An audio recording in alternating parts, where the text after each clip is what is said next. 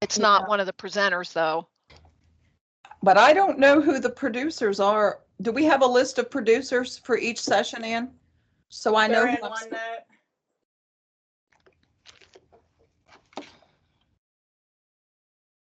Okay.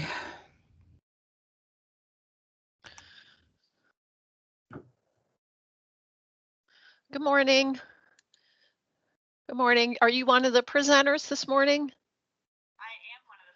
Okay, well, we're gonna.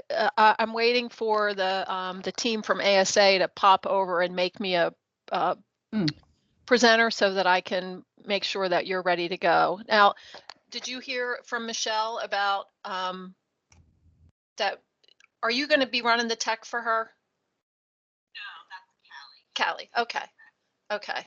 All right, just stand by for a minute, okay? Yeah, so I have somebody on the other screen. Good morning. Good morning. Are you a presenter today, or are you a audience no, member? I'm actually the presenter, Maya, and I just hopped on to make sure I could hop on. Okay, very good. All right. And I'm probably gonna just put myself on no camera because I've got to run out and tell a landscape or something, but I'll be right back at 9 o'clock. Okay, do you know how to mute your sound? There you go. Perfect. Yep. Thank you. So Mary and Ann, I'm waiting in panel 2 whenever you're ready. Okay. What do you need? You need to make me a presenter in panel 2. Oh, you're in panel 2 as well? Okay. Yes, I am. Do that. All right, let's see.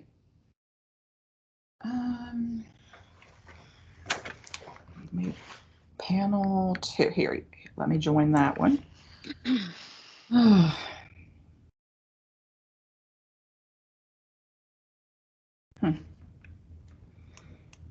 right.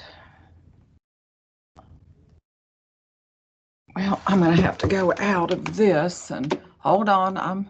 I'm trying. Okay.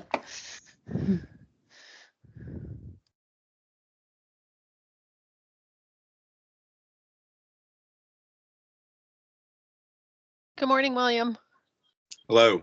How you doing? I just made you a presenter. Now, are you cool? You're going to use your own slides?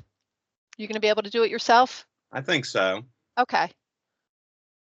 Very good. And you're the last person. I do have a backup of your slide ready on my desktop. So.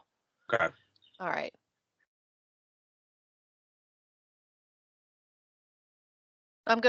Can you mute yourself, Williams? Yeah. Perfect. All right.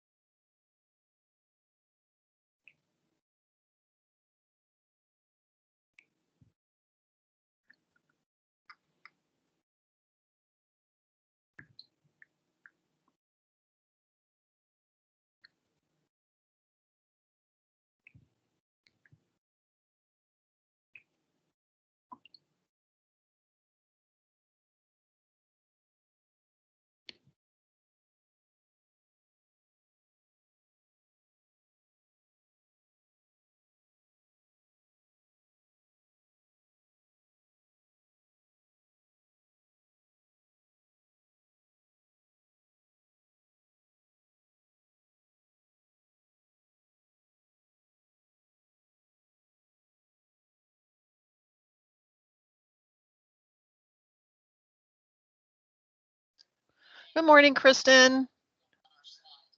Good morning. I'm making you a presenter. Okay. And so you are the third person, and you actually come after a pre-recorded session. Maya Serdom's is pre-recorded. Now, are you going to be running your own slides? Are you comfortable doing it? Yeah, I think I can do it. Okay, I have a backup ready to roll in case something happens, okay? Okay. I'm Michelle, by the way. And Hi. William, I should have said, I'm Michelle, by the way. Good morning, Angie. I'm making you a presenter. You're muted, so I can't hear what you're saying. That'll be the first of 1,000 times you'll hear that over the next 4 days.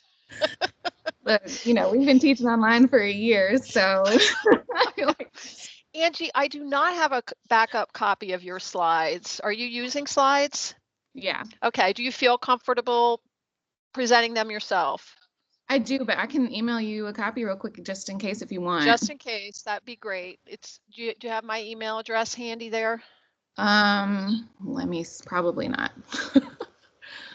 Let me see. No, can you? Oh wait, yep. Marone@ohio.edu. Right. All right.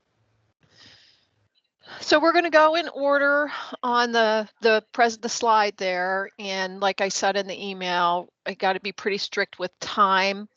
The second presentation with Maya Serdom is a recording, and it's about 17 minutes. I may try to trim it at the end, but I think we'll be okay. And I don't think Maya is going to be joining us, so there won't be, any Q&A. And I will, once we get started, when I introduce the session, I'll just let everybody know that the chat is open. People can write questions in the chat. You might not get to answer them live, but if you've used Teams, the chat stays. You get the chat, and so you can respond back to people after the meeting. And then in terms of timing, we'll do questions immediately following your presentation. So if there is time and somebody has a specific question, they can raise their hand and ask it. Okay. All right. So this is the first one. Here we are. The first one for today. So everybody just chill for about 10 minutes.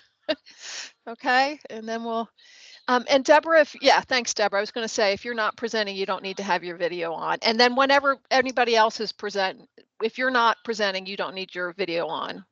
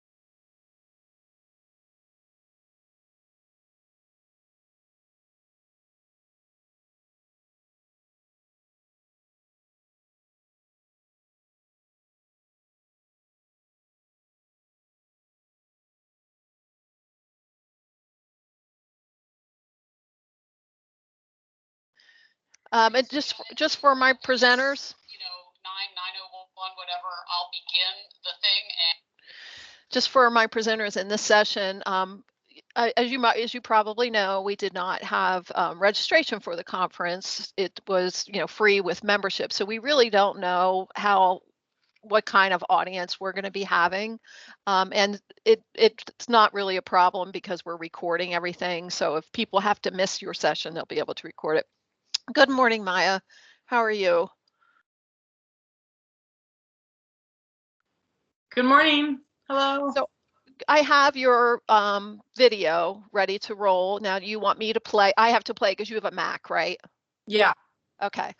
It is right at 17 minutes or so, so there might not be, I'm not going to be able to have questions right after your presentation. If we make up some time during the session, then we'll be able, and people can ask questions in the chat too that you can respond to. Great. Okay.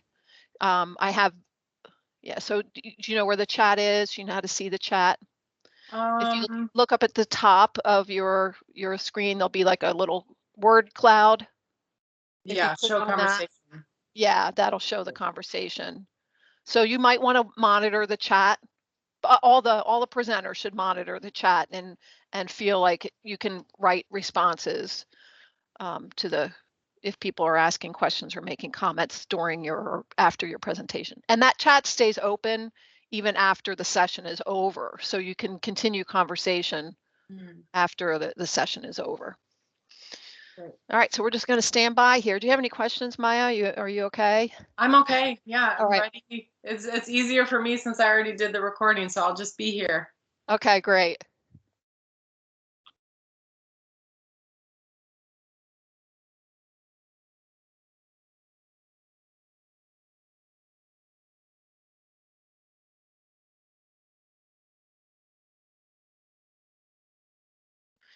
And I don't have bios. Everybody, if I would just ask you when you get started, just do a quick self-introduction of whatever you want to say about yourselves. There's no canned, say this, say this, say this.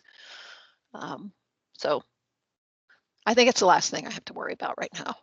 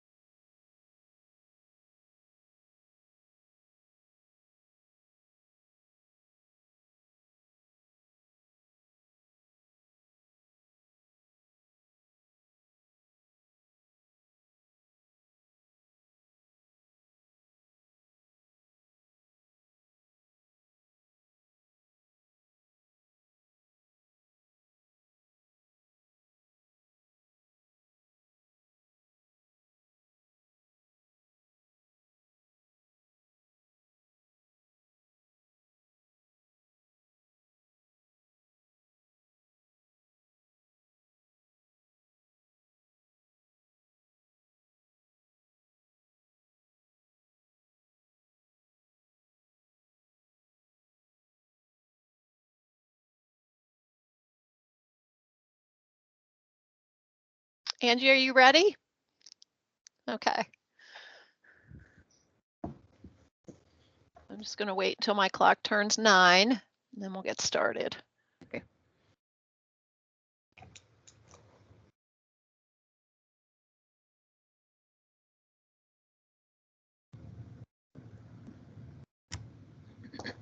Okay. Good morning, everyone. Welcome to the first session of the first day of the Appalachian Studies Association virtual conference in 2021. This panel is a theme-based panel on education and BIPOC. We have 4 presentations. The second presentation is a recorded presentation, and the presenter is here to answer questions or engage in conversation. Feel free to liberally use the chat feature, which you should see at the top of your screen. It looks like a little word cloud, and you can ask questions, make comments and that type of thing. A lot of this is time dependent, so if each presenter has about 15 minutes, so we can wrap up by 10:15. And if there is time after each presentation, we'll take 1 or 2 oral questions, and I'd ask you to raise your hand at that time. So without further ado, we're going to go ahead and get started with the first presentation. So Angie, take it away. All right, let me make sure I can share this properly. Okay, can y'all see me? Or not see me, but see my presentation? Yes, I can see it, so I'm assuming that others can. Okay, thank you. All right, so my name is Angie Lavara. I am a sociology professor at American University. I'm a critical race scholar. I mostly study formal and informal ways that people resist oppression. I've been an abolitionist for about 15 years, but my abolitionist roots go all the way back to my upbringing in West Virginia. So I was born and raised within Appalachia. And anti-racism is something that's increasing in popularity. We can see it as one of the themes of this conference, but there's not one set understanding of it. Much of the popular anti-racism work frames anti-racism as being about individual choice, and that erases or kind of only lightly touches on structural oppression. And in doing so, that limits anti-racism work to the realm of the interpersonal. And that leaves little room to address the institutional racism and the ways that that's connected to other oppressions like cis heteropatriarchy, colonialism, capitalism, things like that. So abolition is a framework that makes space to address that interconnected nature of interpersonal and institutional forms of oppression. And that is really necessary for true anti-racism work. It's really important to note that abolition is rooted in the resistance efforts of Black people and theoretically grounded in the work of Black feminist scholars and activists. So what is abolition and why is it timely? Abolition thinks about institutional power from an intersectional perspective. So looking at the ways that white supremacy, colonialism, racial capitalism, and cis heteropatriarchy function together to shape power and oppression. It is both a goal, it's an end goal, but it's also a tool to guide our current steps to get us to that end goal. And there's usually 2 sides to abolition work. One looks at what is unjust and needs to be abolished, and the other looks at then what we can create in its place, and those obviously work hand in hand together. Abolition often gets stigmatized as being utopian, and then other tactics get prioritized under the guise that they're more practical. In reality, a lot of reform efforts that are not rooted in abolitionist thinking and practice often result in what Derek Bell calls interest convergence, which is social change that appears progressive, yet benefits those who are in power and doesn't result in many, if any, tangible differences in the lives of marginalized people. So while abolition is stigmatized as being utopian, it's actually rooted in a kind of grounded realism paired with a radical imagination. Because oppression is quite literally deadly, abolition is a matter of survival and it's urgent. We don't have any more time to waste on meaningless, empty reforms. Abolitionists often focus on developing an understanding of the function of carcerality in our society. This is connected to that first component of abolition work, what is unjust at the root and therefore needs to be abolished. So abolitionists have several frameworks for understanding policing in prison, which you can see here, and I don't have time to get into in detail.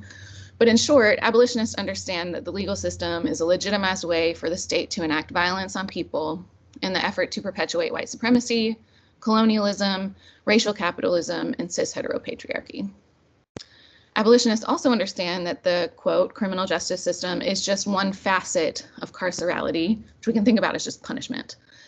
And this system has carceral tentacles, which is something that Ruth Wilson Gilmore talks about a lot, in all of our institutions, including but not limited to institutions like education, healthcare, religion, etc.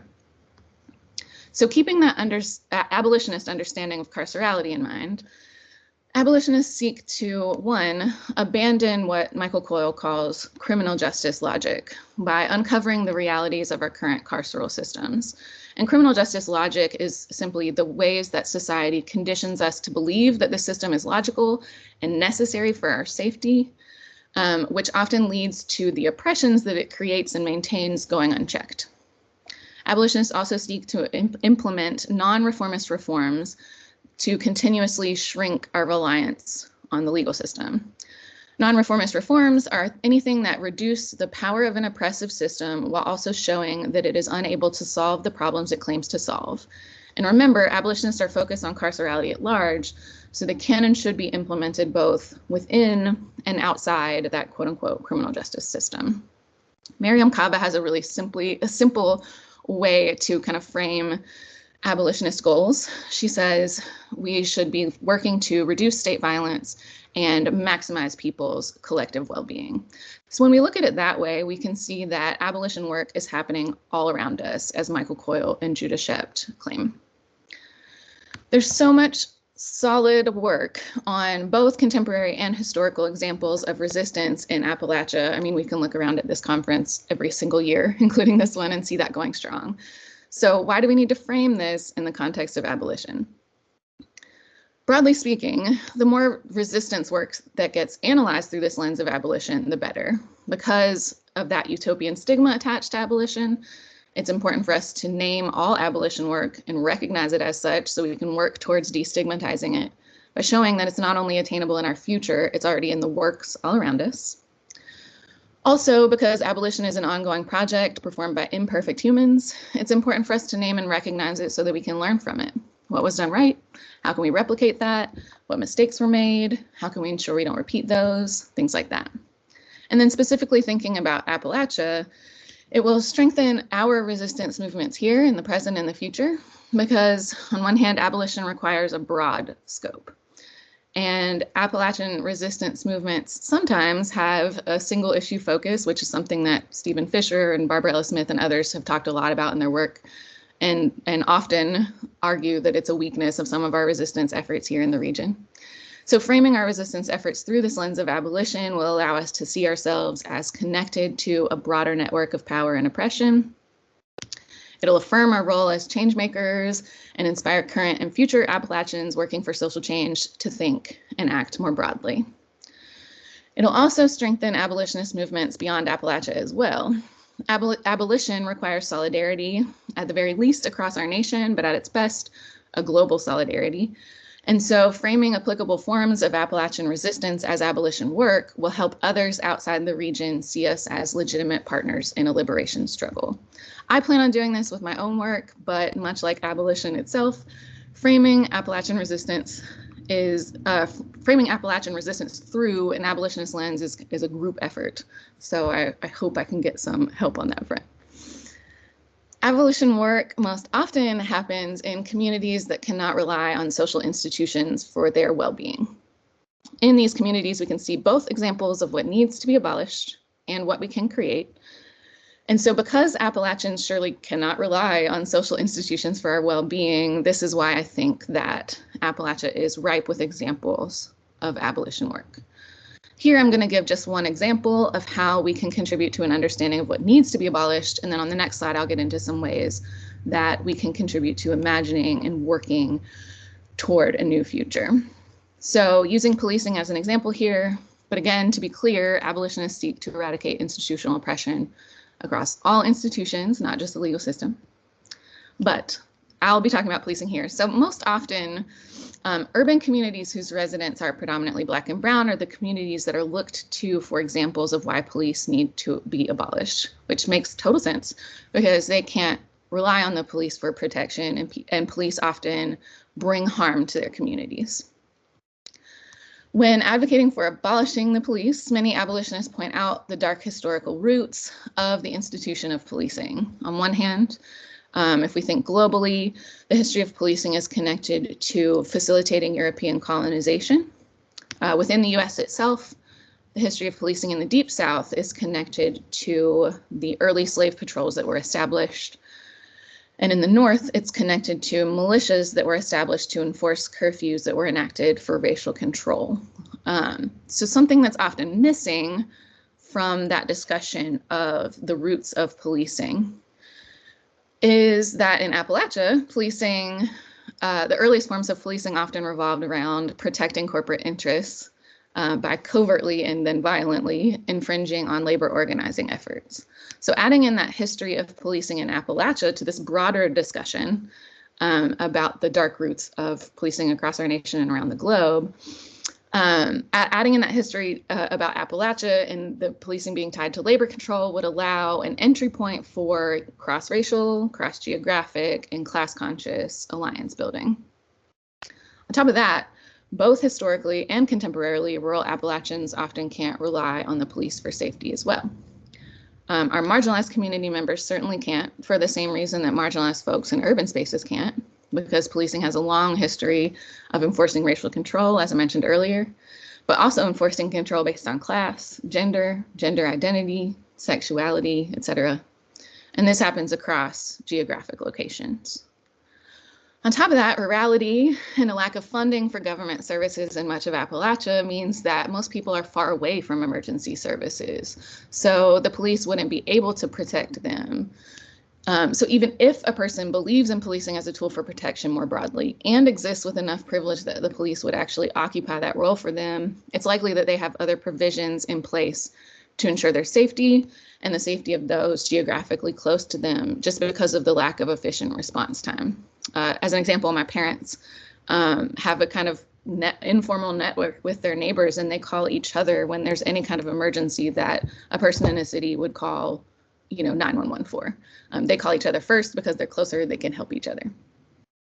Again, in the interest of time, I used policing as just one example, but I want to reiterate that abolition work is anything that seeks to reduce institutional oppression and maximize both individual and collective well-being. So if we look at our region, we could also talk about prisons as sites of economic growth. That's been sold to us in terms of uncovering some of the lies of what our institutions claim to do. We now know and can see that the many prisons that have been built across Appalachia have not contributed to economic growth in the region and have often brought quite a bit of harm, while also perpetuating harm for those that are incarcerated in those spaces. We can look to some of the failings of our education system, and our teacher strikes can teach us a lot about that. And there's so much more. So now I want to take a look at the ways that we can contribute to imagining and working toward a better future here. And I mentioned a radical imagination, which is a nod to the abolitionist framework of the Black radical imagination, which Robin D.G. Kelley describes as the ways that Black people around the world have envisioned and continue to envision a revolutionary future. I want to be clear that the Black radical imagination itself is not something that we can dilute or appropriate and apply to non-Black Appalachians, yet having a radical imagination is absolutely necessary to abolition. All people can engage in radically dreaming of a future without oppression, and it's clear from our history that Appalachians have much to contribute here. And I want to note, I'm going to give you some of these examples, but they can and should be evaluated for their strengths and weaknesses.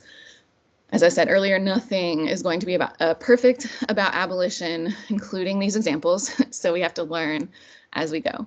But through this Appalachian abolitionist perspective, we could learn, on one hand, the role of militancy in progressive struggles.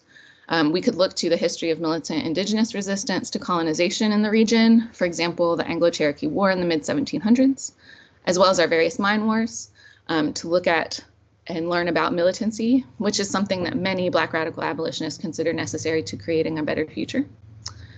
Angie, you have about a minute left in the presentation. If you go over, you won't be able to take questions. Just want to let you know. Okay.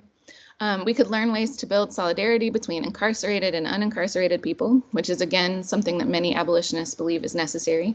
We could look to the Coal Creek Wars for this, particularly when they stole company store clothes and liberated people that were trapped in the convict leasing system.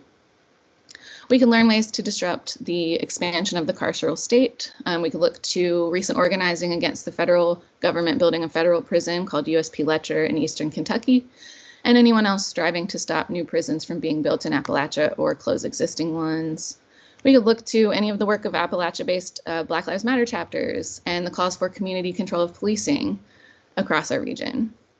We can also learn rural organizing strategies for race, class, and gender-based social justice movements. One example would be the work of the Appalachian Women's Rights Organization, which Jessica Wilkerson details so amazingly in her book. And we could learn about methods of formal and informal harm reduction strategies. So looking at harm reduction programs across our region, especially things that are coming under major scrutiny recently, like needle exchange programs. Really, we can look to any of the ways that we create and maintain community networks to keep each other safe in the absence of government services. And all of those things would be examples of abolition work. And I'm convinced that many of them happen in informal ways. And I personally hope to dig into that in the future when it's safe to conduct in-person interviews again. Thank you, Angie. I'm going to have to stop you there. I'm done. Okay, great. We'll just leave that up for just a second. You do have a comment in the chat, and I just will encourage all the speakers to keep an eye on the chat and respond to comments that way for now. So we don't have time for a live question right now.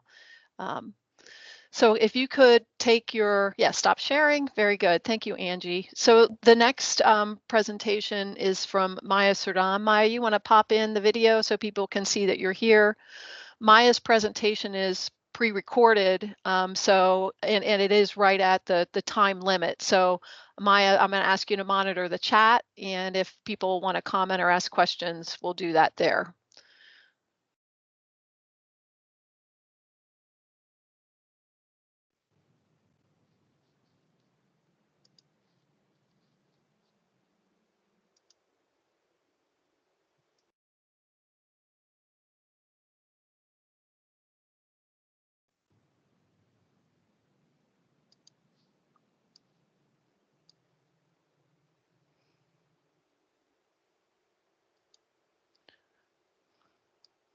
I'm having a little problem. Stand by for a second.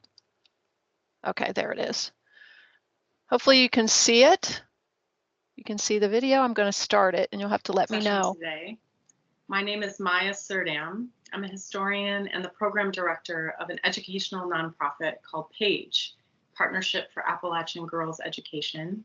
We're based in Madison County in Western North Carolina and have been serving girls since 2010. I'm going to stop it there and just do a sound check. Can somebody let me know you can hear it?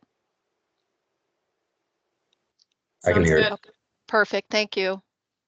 Today, I'll be sharing some information with you about a collaborative public history project based on an historic school for Black children in Madison County, now called the Mars Hill Anderson Rosenwald School.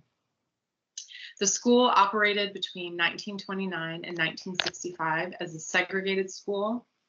And through our research, we have learned that about 2,000 students were served in that school during its lifespan until it was closed with integration.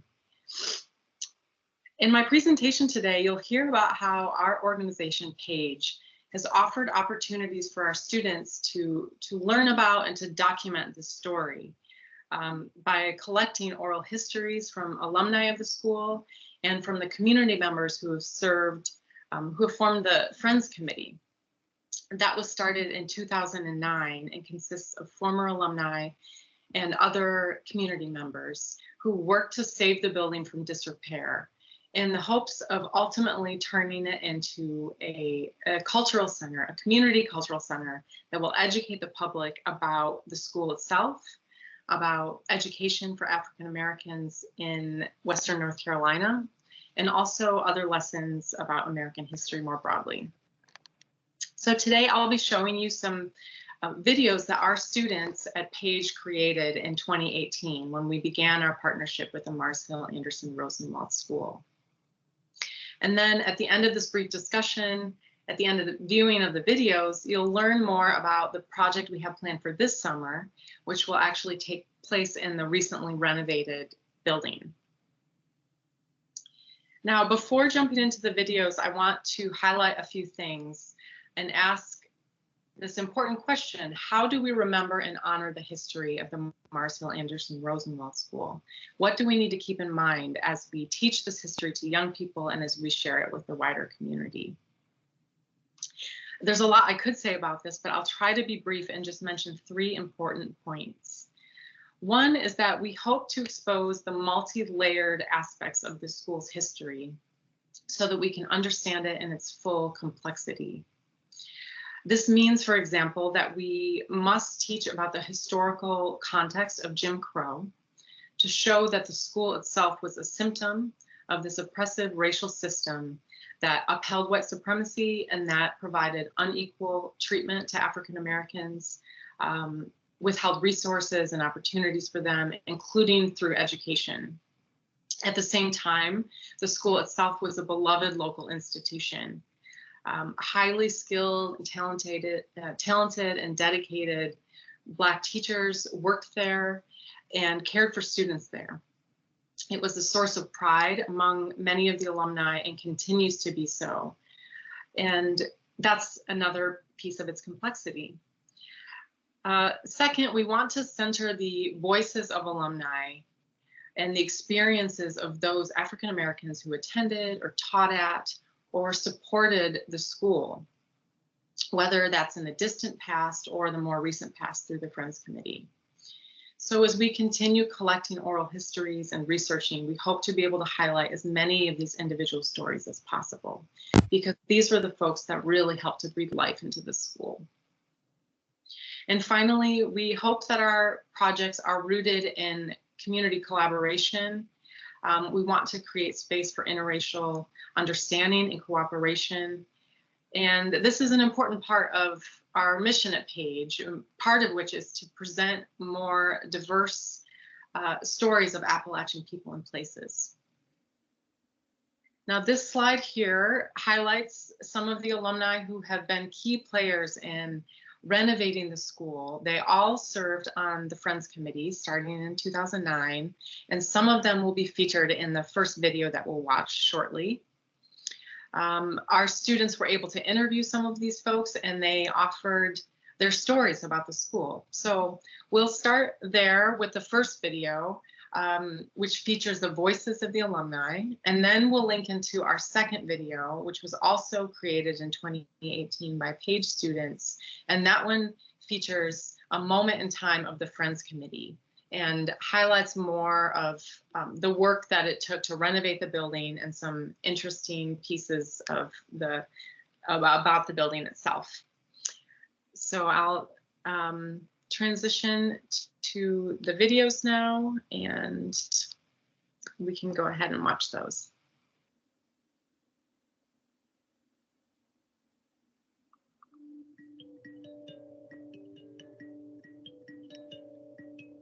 When I came back home, this is when I found out about the Rosenwald project of the school, and I immediately joined in 2010, and I'm still a part of it. She was already involved in it, and she pointed me in that direction, and I actually had no communication on where the school was still repairable. The earth had reclaimed it, so to speak. Trees were growing inside of it. It was long since being used for anything. My history was the fact that my mother was one of the teachers on the 1, 2, 4 side.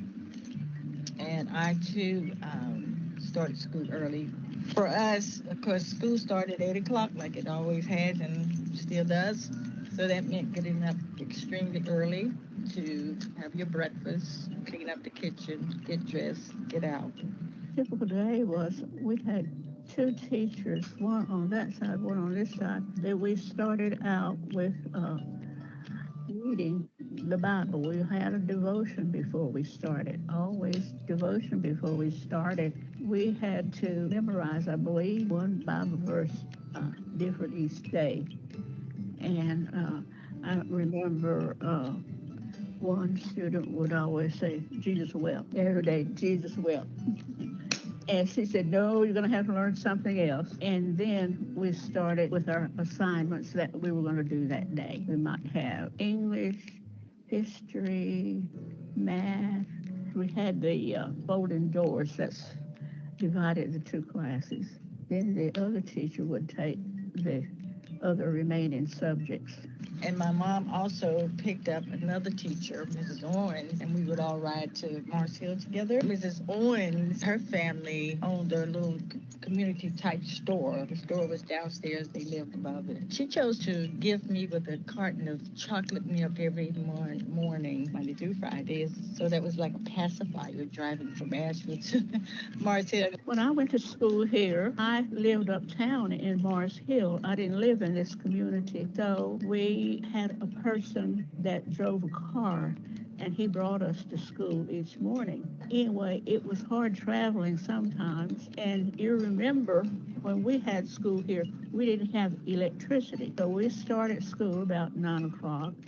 And then we had to close, of course, before the sun went down because we couldn't see to read or anything like that. So the teacher would give us assignments to bring to school the next day. But there was so much more that we gained because we were small classes for one, and they made sure that each child was paid attention to. We decided that this history needed to be saved because it shaped a lot of people's lives, including mine.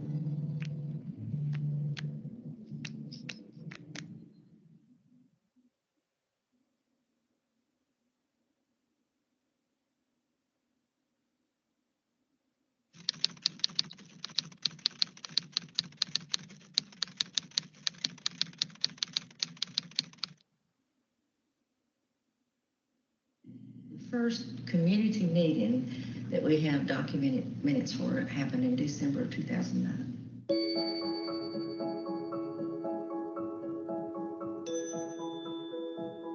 Our first challenge was to get a roof on it because all the folks told us if we didn't get a roof, it was not going to stay.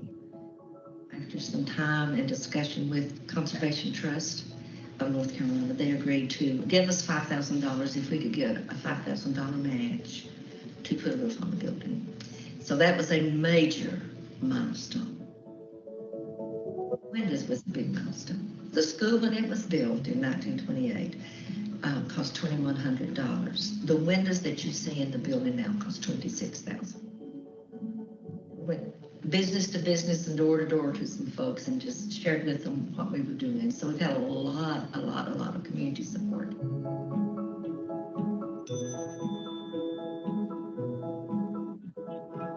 Forming the Friends group was a big milestone. Coming up with the mission statement. We worked on that forever because the wording of a mission statement says a lot.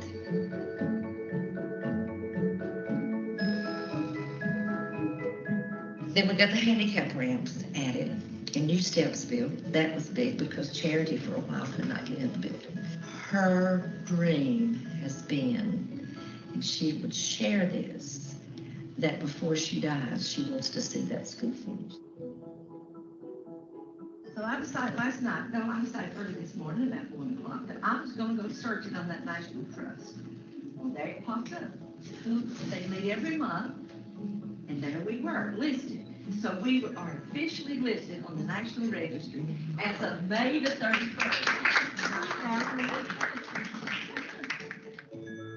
There were 860 letters of intent that were submitted. The National Trust was going to choose 50 of those to submit a full grant, and we were one of those 50. We submitted the grant. I got an email a week ago, Monday, to say that our grant had been funded. We were one of 15 historical Black sites across the United States that was funded out of the 50 that submitted the full grant. So it's been an interesting journey when you stop to think we've been at it now almost 9 years. Boy, what's happened in the last month and a half.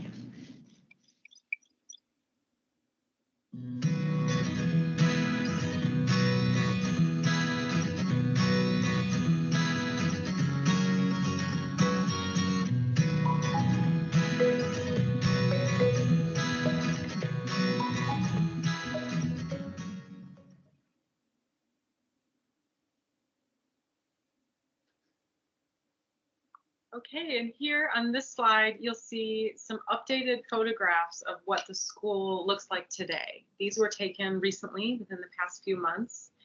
And I'm going to play an audio clip now, and you'll hear more from Willa Wyatt, who you met in the last video. She remains the chair of the Friends Committee, and she's going to provide an update on some of the considerations for the future of the school.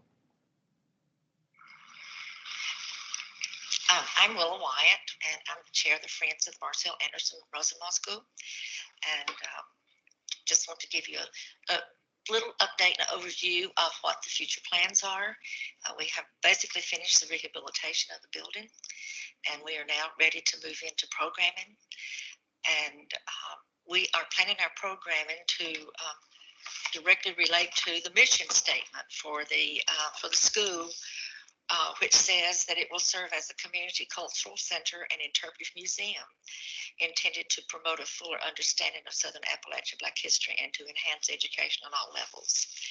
And we are excited now that we have, in the rehabilitation with the building, we now have high-speed internet in the school. And as we are planning our programming, this became very important for us to know that we were going to have that, because folks can come and visit the school when COVID is over. But with the high-speed internet and the high-tech equipment that's going to go into this building, we will be able to share our story about this place actually in the building, in close surroundings, or with the world on the World Wide Web. And that's what we want. We want the world to know about the Marcel Anderson Rosenwald School and the historical significance of the school. The programming will be based on, we will have it designed to address the curriculum for elementary age children, middle school age children, high school age children, and on up through college and adults. And the building will be open to anyone in all grade levels for folks to come in and study and research here in the building. And as we are designing our programming and with the high-tech capabilities that we have in this building, we will be having a virtual tour so that folks will be able to see the rehabilitation from beginning to now. And then the programming will also be, as I said, virtually available. And we're just so thankful that we have the partnership with the Page students from Madison County, because when they're in full force and full programming, there's about 75 to 80 young middle school girls who participate in this program every summer. And we're excited to know that many students every summer then will go back and share in the communities here in Madison County the story about the Marcel Anderson Rosenwald School and its. Sorry, I cut off Ms. White at the end there, but she was ending by saying that we're really excited to be able to start sharing the school's history more broadly. And the project we have planned for this summer is especially exciting because of the wonderful teacher that has come on board to lead the effort. You can see her here. Jenny Pickens is an artist, a teaching artist from Asheville. She works in a variety of different mediums. She paints, she sculpts, she quilts, and she sews. And she has experience working with youth in the arts. And this program, Public History in the Arts, Remembering a Black Appalachian School, will be for girls going into 8th, 9th, and 10th grades. And we'll be introducing the girls to the history of the school through oral histories. And so they'll actually listen to the oral histories that their classmates collected a few years ago, among others. And then Ms. Pickens will lead them in art projects that are specifically designed to help honor those stories and memorialize the people that contributed to the school. And this might be those who served on the Friends Committee, or looking back farther to some of the teachers that taught there, like Miss Mary Wilson that you see here, and Miss Frances Owens that you see here on the screen. Another important thing to mention is that we hope that this inaugural project will be one among many that will happen at the school in the future. So this project will happen this summer in July, but it should be a gateway, hopefully, for more community collaborations and other ways that we can share the story. And if anybody's interested in learning more about the Marcel Anderson Rosenwald School, you can see, you can go to the website here. You can also contact Willa Wyatt, who is the chair, and will take any questions, any general questions. I listed my contact information as well in case anybody has any questions about programming or any interest in collaborating in the future. I would love to hear from you. So thank you for joining us, and enjoy the rest of the conference. Okay, so we do not have time. We do not have time for questions, so Maya will monitor the chat, and if you have a question or a comment, put it in the chat there. We're going to move right into our next presentation. We're speed presenting this morning, and our next presentation is Kristen McCullum. Kristen, are you ready? I am ready. Okay, feel free to share your slides.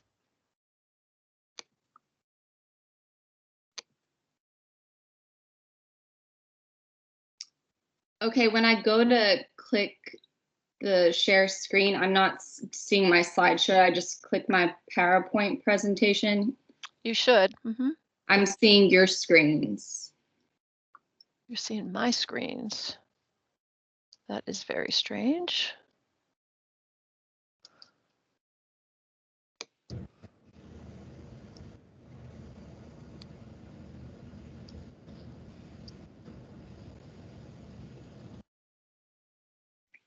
I don't know why that's happening. So I guess, Kristen, I'll put your slides up then, okay? Hold on one second.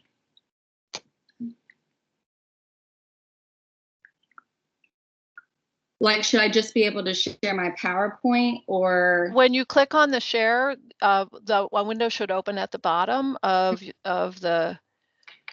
your where the video is, and there should be a screen there for you to click on. But we're not going to, I have your slides up and ready, so I'm going to go ahead and get started. You just tell me when you want me to advance, okay? Yes, yes, thank you. Can you see it? I can, and I'm actually going to keep my camera off. Perfect, okay. I'm reading. But hi, good morning, everyone. My name's Kristen McCullum. I'm a PhD student at the University of Virginia. My presentation today is from an essay I wrote that tells the history of an all-Black school in Southeast Kentucky. But it will also discuss my relationship as a researcher to this history and the way I've tried to approach it critically through an oral history project. Okay, you can move the slide. If you drive Route 23 and cross through Pound Gap that separates Southwest Virginia from Southeast Kentucky, then make your way down Pine Mountain, you will notice a sign on the side of the road at the entrance of a valley. Welcome to Jenkins, a city built on coal. If you decide to drive into downtown, you will not come across a stoplight. You will pass a Hardee's that may or may not have won an award for its biscuits some years ago. On the east side of town is the library and a coal museum with a few churches scattered between. The historic St. George Catholic Church sits upon a small hill above a creek just barely past the base of the No. 4 holler. Across the street, you will see what used to be Jenkins High School, but what has now been repurposed into apartments. If you do decide to venture further up past St. George into the No. 4 holler, you will discover an empty plot of land. You will notice a pile of nails and a metal lock, remnants of the past in the form of rubble. Nestled against the side of the mountain is a concrete building painted in blue and white stripes, pleading that Mother Teresa pray for the people of Jenkins. The air is still, quiet. It would be almost impossible to know that a school once stood here or that the laughter of children once echoed across these sacred mountains. Slide. I grew up in Jenkins, a once booming coal town. I am a descendant of Letcher County coal. My poppy came from the Scots-Irish stock that fits neatly into the national imagination of Appalachia. My Meemaw's father was an Italian immigrant who chased his American dream to the mountains of eastern Kentucky. He helped lay the first tracks of the L&N Railroad that allowed Consolidation Coal Company to conquer the area's rich coal seams. CONSAL operated several mines in Letcher County and established various coal camps for its miners and their families to call home. The early coal camps were diverse, and they were also segregated. The town of Jenkins was founded in 1912 as a model company town. CONSAL built and originally owned everything, including the schools. Jenkins operated an independent school district originally controlled by the coal company. The district included Jenkins and its subdivisions of Dunham, Burdine, and McRoberts. In its early years, Jenkins had a sizable Black population, many who had migrated from the Deep South for better pay and working conditions. White and Black men worked together under the deep, cold earth, but their children attended separate schools above it. The story of how and when Dunham High School came to be is a little bit different depending on who you ask and what you read. There was first the Dunham School located in Dunham, one of several all-Black schools in the coalfields that educated Black children only through the 7th grade until the 1930s. When the state of Kentucky passed legislation that required school districts to provide at least one 12th grade school for Black students, Jenkins expanded the school to include not only the high school age children of the Jenkins area, but all of Letcher County, because the county's Black population was deemed too small to warrant the expense of operating a separate county high school. The school remained in Dunham until 1942, when CONSAL built a state-of-the-art coal tipple in order to process the area's coal. The tipple was dangerous and loud enough that the school could no longer operate safely in Dunham. The students were relocated a couple miles down the road to Jenkins behind the St. George Catholic Church in the No. 4 holler. The name remained Dunham because there was already high school for the white kids right across the street. But today you won't find Dunham High School. In its place is an empty plot of Appalachian hillside that once held a modest white wood frame building. You won't find Dunham High School because it burned down in 1969, just a few years after Jenkins finally desegregated its schools. I come home and search for this history that I never learned, but most of it has physically disappeared. You cannot see it, you cannot touch it. The lack of tangible evidence has largely silenced this history. The late 1940s saw a bust in coal and it displaced miners, Black and white, from these mountains, but it displaced Black people first. Automation had come a decade earlier to the coal fields and replaced the labor of Black hands. Cracks began forming in an industry that would never fully recover to the days when coal was king. With the advance of Dr. King and civil rights, the world outside coal began opening itself up. Most of the students who attended Dunham High left and did not return, save for trips back to the home place. Jenkins is now less than 2% Black. There is no coal leaving Dunham or McRoberts. The magnificent tipple is gone. Other relics remain that remind us of what Jenkins once was, but you won't find Dunham High School. Slide. Appalachia is a lot of things for a lot of folks. It's both place and people. It's a culture, an idea that the rest of the country dreamt up. So much of it has been shrouded in myth that Appalachians have had to fight to show the real pieces of its fabric, and they've been doing it long before elegies were written for them without their consent. One of the most glaring and persistent myths that has been Appalachian whiteness. But the painting of Appalachian history as purely white obscures its whole story, a history that is as diverse and complex and as ugly as it is beautiful as any other Southern history. The belief in a white Appalachia renders the region's Black population invisible to anyone who is either inexperienced or unwilling to challenge this fiction. Of course, this myth has already been debunked, and the work continues, and it must if a more complete history of Appalachia is to be learned. In examining how the South repositioned itself following the Civil War, historian Paul Gaston defined myths as not polite euphemisms for falsehoods, but are combinations of images and symbols that reflect a people's way of perceiving truth. Organically related to a fundamental reality of life, they fuse the real and the imaginary into a blend that become a reality itself, a force in history. The myths of the South, old and new, are etched into the stone statues of white men. But myths also exist in the absence of monuments. The myth of Black invisibility in Appalachia persists when the experiences of Black Appalachians are concealed within public space and memory. Space shapes memory. The preservation of Black cultural spaces as sites of history is critical to understanding the history of Appalachia. It is absolutely necessary if we are to dispel its myths. Slide. How do we preserve sites of history in the absence of a structure? Sometimes a site has already been physically lost to neglect or destruction or simply the hands of time. Dunham High School as a building is gone, save the concrete block that was once a home economics classroom, a hasty and inexpensive addition that provided young women a space to sew.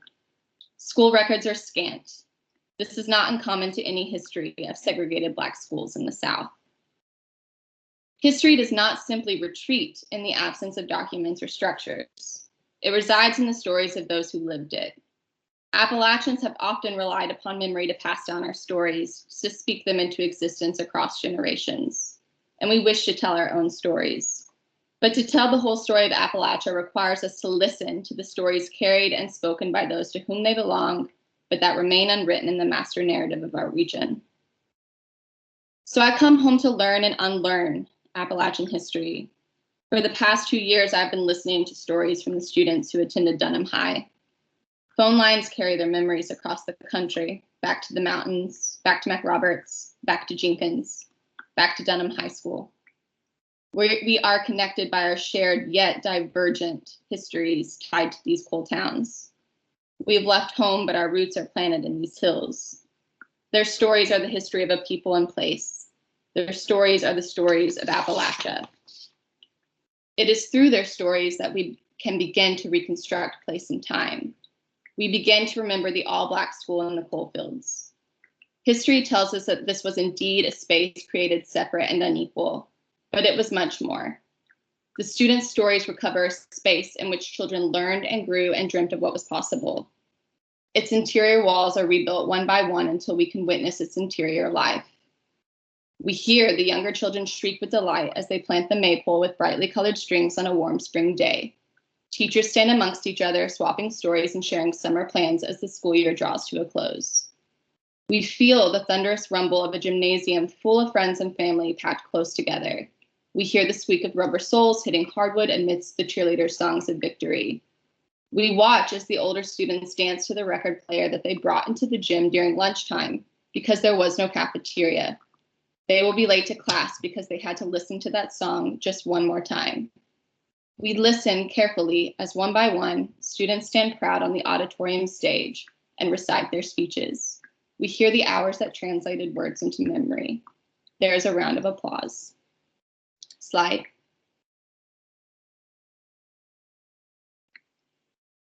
Their stories become the historical archive. The cultural site is recreated through their memories. They have entrusted these stories to me and have allowed me to write them down. I do not take this responsibility lightly, but by listening, the histories they carry can become visible to the rest of us. We can begin to fully understand the history of Appalachia. We can allow our histories to speak truths in place of myths. The ways in which we choose to memorialize our history in our communities reflect the threads that collectively bind us as people to a place. There will soon be a marker that denotes the history of Dunham High School, that reminds us that it existed, that a community existed within its walls. More than 50 years later, a marker will be placed after a group of student alumni organized and worked to put it there, to preserve a history of space that was and is theirs. But it is also ours. It is a history that we all must learn and we all must remember. The marker will stand on the main road in plain sight. It will be visible. It will not return to the original dirt that sits behind St. George Catholic Church of number 4 Holler, but we will know that a school is there. There is Dunham High School. Slide.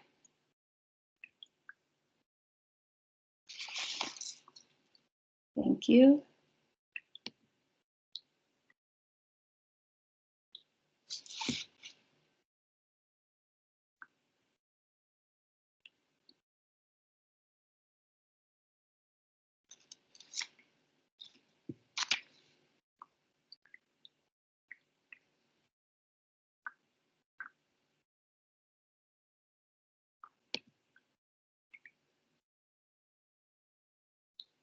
Kristen, there is, I'm sorry, I was muted. Kristen, we did make up a little bit of time and there is a question in the chat. It says, Kristen, how is the current Jenkins White community responding to this project? So that's a great question. I'm not sure how widely known this work is. I do know that the narrators who I've spoken with who organized to get the marker, they said that, local people were very helpful in doing that process. So I think there are a lot of people that are on board with this. I think Jenkins in general has been trying to promote more of its history. And so I do think that, there's a lot of openness to this project. Does anyone else have a question they'd like to ask in person? You can raise your hand. Okay, well, feel free to continue the conversation in the chat. Thank you very much, Kristen. Thank you. Thank you for doing the slides. I'm sorry that I kind of threw. It's not a problem. That's why we had the backup. Thank you. You're welcome. Okay, so our last presentation for this session, we'll start now with William Gorby. William, are you set to share your slides? Excellent, I can see them. So I'm going to let you take it away. Okay, can everybody hear me? Okay. Well, thank you. I'm William Hal Gorby. I'm an assistant professor of history at West Virginia University in Morgantown. And I'm talking today about the sort of issues related to sort of African-American concerns in mid-20th century Wheeling, West Virginia, and particularly a group in the late 60s that tries to respond to some of these issues called We Exist. On February 9th, 1936, Harry Jones, the only black lawyer and president of Wheeling's NAACP chapter, gave a speech on the radio called Wheeling's 20th Man, noting that the African-American population was 5% of the city. They had 6 churches, over $500,000 in real estate. And he went on to praise the community, saying, quote, generally the relations between the two races in this community have been peaceful and helpful. No serious biracial clash has ever taken place in the city's history, end quote. However, he did note discrimination in industry by labor unions and the lack of recreational facilities. As you can see on your screen here, as we know more about the process of redlining and how that affected African-American and other communities of color, you can see that Wheeling was in fact 2 cities. The area that is highlighted with a 2 in the sort of central part of the city, that is where most of the African-American community is centered in the 2nd Ward of East Wheeling. There's a smaller pocket that would have lived further to the south in the area where there is a 6th in center Wheeling. The experience of African Americans in Wheeling highlight a historical erasure that's common throughout the urban communities in Appalachia.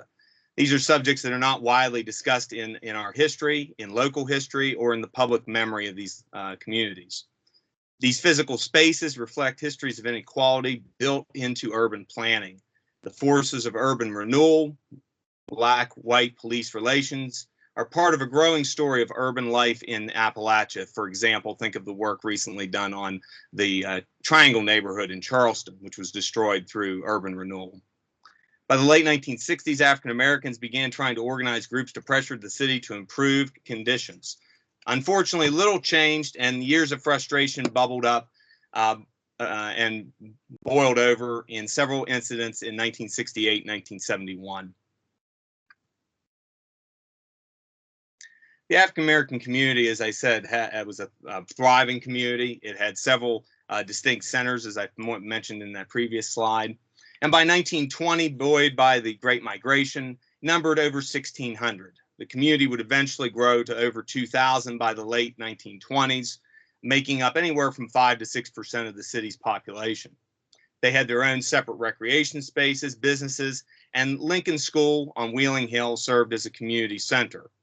Although, as you can see from Holt's survey in 1936, they tended to designate this area as you see there, about the most spotted area in the city. African Americans faced entrenched job discrimination in Wheeling's industrial heyday. A 1931 survey of major employers found that most did not hire African Americans, and if they did, only for certain jobs. So as you can see on your screen here, this is the historic McClure Hotel where Joe McCarthy gave his infamous speech in 1950. About 20% of their employees were African American, mainly serving as porters or as maids. Central Glass in East Wheeling noted bluntly in the survey, quote, "We do not employ colored people," end quote. The largest employer in the region, Wheeling Steel, only had 1% of its employees African American. African Americans did constitute a majority in some workforces, and particularly in coal mining, they made up a larger percentage of the workforce. Elm Grove Mining Company, later becoming Valley Camp Coal, as you see here in the late 1930s, had over 40% of its employees African American, and at one point even close to 50%. African Americans were very influential in efforts first in the early 30s by the National Miners Union that organized in the region, and later the United Mine Workers. Even with spatial segregation, African Americans had a unique bustling community and a variety of social outlets and cultural venues. One prominent one in the community on 12th Street was the Blue Triangle branch of the YWCA, which provided educational cultural programming for young girls and women. The center of the African American community in East Wheeling was primarily along the 1100 and 1200 blocks of Chaplin Street, which runs through East Wheeling into downtown. But like many places in the region across Appalachia, by the 1950s, they were seeing population decline, loss of business, and this led the city, like many urban centers, to form an urban renewal authority. In 1956, this urban renewal authority targeted Center Wheeling, that other large African-American community, for slum clearance, and relocated the African-American residents, about 166 families or so, to low-rent public housing on top of Wheeling Hill. You can kind of see one of the developments in the background here on the top of the hill. These two projects, Vineyard Hills and Lincoln Homes, became pretty well known at the time as being majority African-American. The Urban Renewal Authority's actions also helped in the construction of a major highway project you can see being built with the Interstate Bridge, and eventually building Wheeling Tunnel. If you've ever traveled I-70 through Wheeling, you've gone through the tunnel. This tunnel, again, displaced a large section of the African-American community, and if you can see, there's sort of a school-looking building, sort of the very middle of the screen. That's Lincoln School, the center of the Black community. So basically destroying a sort of large section on the east side of the community. In particular, destroyed Wayman A.M.E. Church, a prominent African-American church in the community. The Department of Highways in the 1960s also squeezed in the African-American community by expanding West Virginia Route 2 that ran through South, Center, and East Wheeling. By the late 60s, the displacement by all of these various urban renewal efforts and road projects had made the African-American population even more densely compacted in East Wheeling, and in particularly the Vineyard Hills public housing project, which by 1967 was well over 36% African-American. And you can see here some of the buildings to be raised for the road project.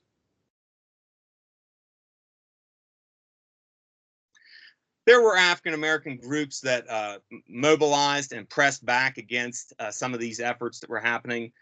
They had very limited success because of the small nature of the African-American population in Wheeling. But by late 1968, a local Black-led organization developed named We Exist, very sort of appropriate name considering these efforts for change then as well as now. The group was initially a mainstream civil rights organization that initially sort of grew out of the Greater Wheeling Community Development Council, an outgrowth of the community action organizations of the War on Poverty. Created by Geraldine Page, she initially did a series of deep surveys of the African-American community and publicized them in the newspaper and submitted them to the city council. These surveys found that African-Americans particularly felt that city regulations, particularly curfews and police actions, were unfairly targeting their community. African-American men felt little desire to join or be supportive of the police force. And there was a lack of cultural awareness of the significance of the African-American community in Wheeling. We Exist was successful in getting the Ohio County Public Schools system to begin teaching Black history in their middle school and high school grades. And We Exist, for later that summer into the fall, was planning a cultural show to distribute and promote Afro-American influences in dress, theater, literature, to promote sort of pride in the African-American community. But even these efforts were not bridging the divides, and festering tensions were continuing to build. By November of 1969, Page noted to the press that many of the Black teenagers in the community were growing increasingly frustrated with the lack of job opportunities, lack of places for recreational outlet, and harassment by police surveillance. In March 1970, we, as they called themselves, critiqued city officials about a new curfew violation that set a 10 p.m. curfew. The Intelligencer bluntly noted, quote, "There really is very little racial prejudice in Wheeling," end quote, basically asking why should there be any concern about this curfew. President of WE, Raymond Harvey, speaking in April of 1971, argued that they needed more African Americans on the police force and to end deep racism, preventing African Americans from entering the skilled building trades and construction trades. Noted that the city's urban renewal had made Chaplin Street in that area, quote, "a new urban ghetto." And WE was also frustrated that efforts for 2 years to get the city to build an interracial youth center fell by the wayside. So as a result of unemployment, urban renewal, lack of housing options, growing fears of the police, WE's organized actions were not working fast enough for the Black youth. After Dr. King's assassination, there were several nights of arson throughout downtown Wheeling. An increasing number of acts of vandalism that summer in the downtown area led to increased police presence. In late July, the Sears and Roebuck store on the corner of 11th and Chaplin, which becomes a sort of hotbed area of activity for protests during this period, was firebombed. And on the night of August 19th, 1968, several hours after a We Exist rally in downtown Wheeling, acts of vandalism occurred at the corner of 11th and Chaplin. A week or so later, on the night of August 27th, as you can see on your screen, near the downtown Market Plaza, Black Power slogans were spray painted on a number of buildings. Some slogans included "All whites must pay," "Kill Whitey," "Black Street" painted on the Sears building. And as you can see, our popular restaurant chain, Louis Hot Dogs, was bombed as well. So these concerns of increasing crime led the newspaper to start publishing a regular crime monitor, in particular listing every time a person was arrested. Police began militarizing themselves in their training, beginning to carry mace, for example, in 1968, and riot gear shortly thereafter.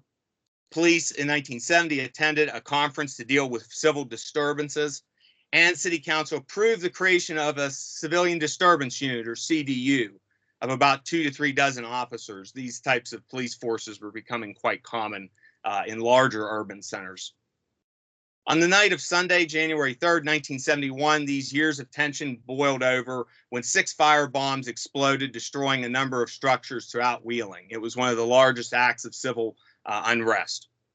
Chief of Police Art McKenzie blamed the bombings on a group of Black troublemakers after an incident that had occurred in the early morning hours of the previous day, where Blacks and police had confronted each other at 11th and Chaplin. The police had been called there with rumors that white men's cars had been jacked and that guns were being fired. And at 2 a.m. in full riot gear, a line of patrolmen carrying shotguns moved in on a group of African Americans, arresting 17. Various groups called this an excessive use of police power, but the police were praised by city government, Chamber of Commerce, and by both the leading city newspapers.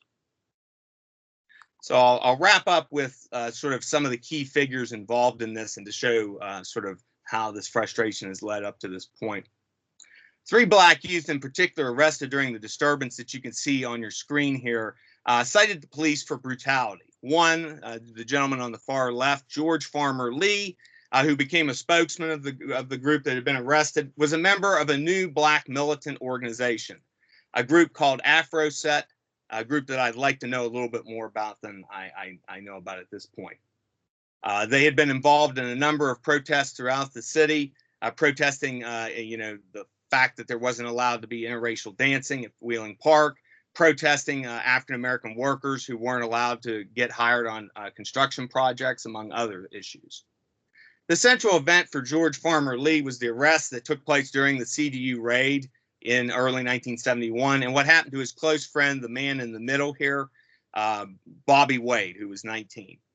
Wade, I should note, had several prior run-ins with local law enforcement.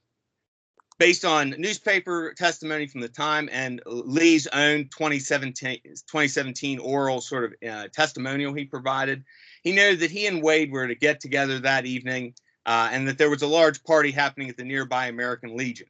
They both went out to the sidewalk after hearing the armed police had been arriving. Lee went up to Chief McKenzie, who immediately ordered an officer to handcuff Lee and others. An officer put Lee in a chokehold, took him to the ground, and kicked him in the groin. Another officer threw Bobby Wade down and dragged him handcuffed to a cruiser. While in the city jail, Wade was accosted by the same officer after Bobby had rammed him up against the wall for beating him. This officer took out his pistol and began beating Wade viciously throughout his head while he was still handcuffed. The newspapers reported the police claimed that Wade refused medical attention, even though Lee discounts that, saying that medical attention was refused from them. Wade's family took him to the hospital where he had suffered a concussion and fractured skull, but he was still able several days later, as you can see, to attend this press conference. He suffered for 5 days. His mother told the press that she found him in fetal positions in their home, often with beads of sweat running down his face. On Friday, January 8th, a few days after the incident, Wade was found dead in his apartment from a single gunshot wound to the head. The coroner ruled that it was an accident. Autopsy found that he had severe hemorrhaging from the brain caused by the blunt force trauma he had suffered. The Human Rights Commission did a thorough, forceful investigation and fact-finding mission the next month, but noted, quote, there were many contradictions as to the facts of each incident and each side in the incidents. They basically took no forceful action at the state level. A city court trial convicted 5 of the 17, including Mr. Lee. But later their convictions were thrown out on appeal, and no civil actions were taken against the police. 1971 was a key transition year. It was a year of city council elections. The city voters voted out most of the city council and replaced them with new members, including the city's first African-American councilman, former football star Clyde Thomas. Thomas, however, was unable to stop the council from continuing economic redevelopment issues, and particularly urban renewal, this time targeting the 1100 block of Chaplin Street, which had been called during those earlier protests Black Street.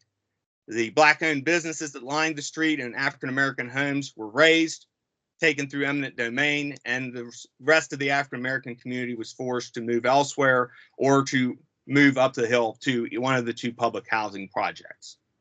This 1971 incident still haunts the community. When doing prior public history research in Wheeling in the last decade, I've tried to learn more about this particular incident, but few in the community want to relive this horrible drama.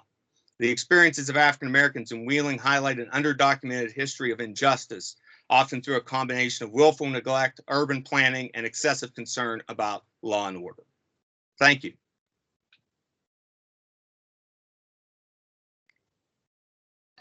Thank you, William. We do have time if anybody has a question they'd like to ask live or a comment they'd like to make live. We can take those if you raise your hand. Otherwise, if you'd like to offer some feedback or comment or question, please do so in the chat. And if you've been here for the whole session, Angie, are you still with us?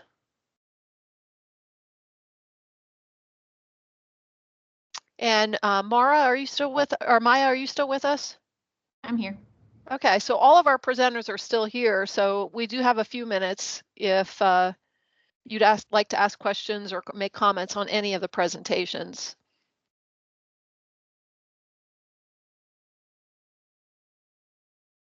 All right, oh wait, I got a hand raised. Woo! Let me see how to work this. Hi, can you hear me? Hi, Amanda. Yeah, we can hear you, Amanda. Go ahead, and then you can put your hand down then, so I don't call on you again. So go ahead, Amanda. You have the floor. Well, thank you all. This was just, it was absolutely wonderful. These were all outstanding presentations. I did have a quick question for William. Do you happen to know, has there been any work in Wheeling in particular to teach about this issue in schools, or has it been completely ignored even at that level? It's only gained traction, unfortunately, in the last year, where civil rights groups have began sort of working with the county school system to try to talk about these things. I have a colleague who's teaches a history of Wheeling for Wheeling Park High School, who has been including some of these issues. But I think a lot of this is still underrepresented, unfortunately, in the city's public history and in what's taught in the schools. I suspected. I grew up about 20 minutes away from Wheeling, and I had never heard about any of this, and that's just so shameful. What I should reference is that a lot of this came to light again in about 2012 when the chief of police did a published autobiography that basically he claimed that this incident was the thing he was the most proudest of his time as police chief.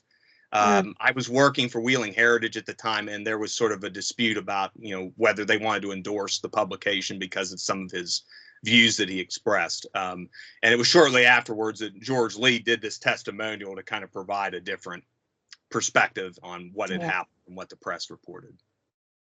Well, thank you so much. And again, all of you did a wonderful job. I'm so glad I got to come to this. And I'll just ask everybody to take a look at the chat because Angie has kind of put everything together. She's made a comment going back to her presentation, which I could have now let you do your last slide, but so great. Just want to remind everybody that the next sessions start at 10:30. And so check the program and join the sessions that you're interested in. And then I also want to put in a plug for our awesome opening ceremony this afternoon between 2 and 4, where we're going to have a really interesting plenary with some well-established and well-known authors. So hopefully you'll join us and enjoy the rest of the conference. Thank you all for attending this morning.